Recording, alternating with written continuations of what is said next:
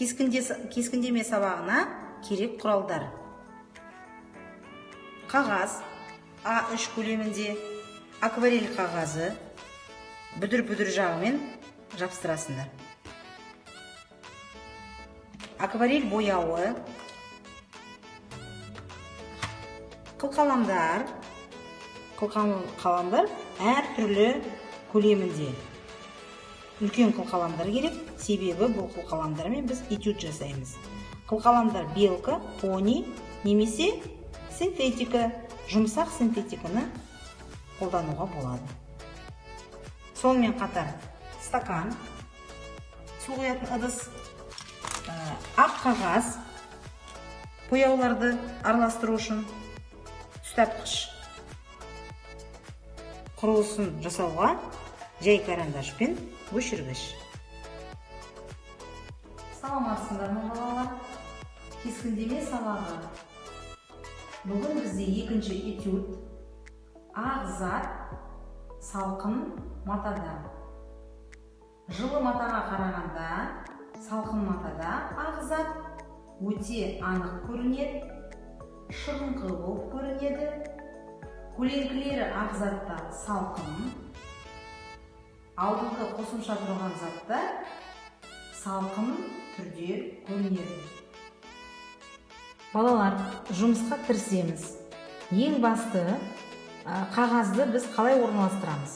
Тігінен, себебі заттың биіктігі еніне қарағанда көптеу. Қағазды тігінен орналастырдық. Енді осы қағазға затты орналастырамыз. Бірінші кезең үйлестіру. Біз білеміз, үйлестіргенде жоғарғы сызығын белгілейміз және төменгі сызығын белгілейміз. Заттың, ақ заттың. Мен белгіледім. Содан кейін бірінші қатарда тұрған қосымша заттың орнын белгілейміз. Қосымша зат бізде алмұрт. Енді жазықтың сызығын белгілейміз. Жазықтың сызығы міндетті түрде толайым заттан өтеді. Мына зат әйнек сияқты болып тұрады. Міндетті түрде толайым өтеді. Енді заттың енін белгілейміз.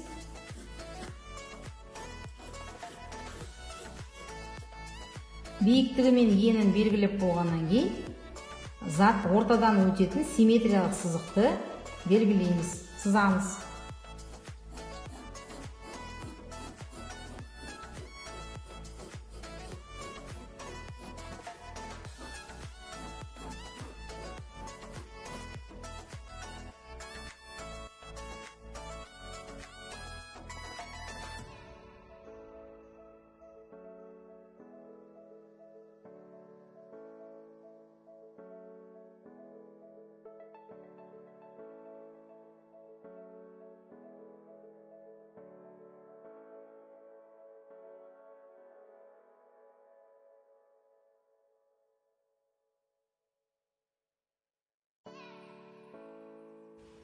Бірінші кезең ақ заттың сызықтық конструктивтік құрылысын аяқтадық. Түспен бастаймыз. Түспен бастар алдында заттардың көлдене жазықтыққа түсіп тұрған көлеңкелерін белгілейміз. Мынау алмұрттың көлеңкесі, мынау үлкен